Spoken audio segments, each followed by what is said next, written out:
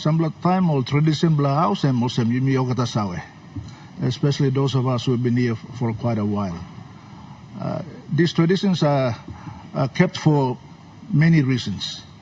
That is to try and allow proper debates and proper analysis of the budgets to take place, not only by leaders but also by public. So please, yumi try lo maintain some level of this tradition. Yumi give him respect lo walk yumi walk him.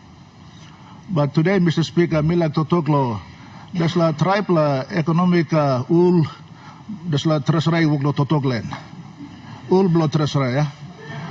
So me like Honorable Honorable Chair by interrupt legally. Honorable Member of Yalibu Pangia.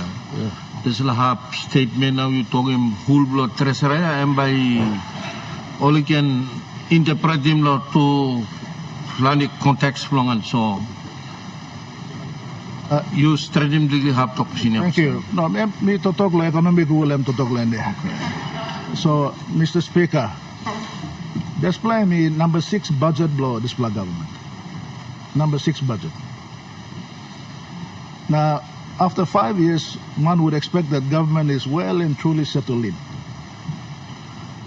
and managing the economic affairs of the country. Now, of course, try to meet him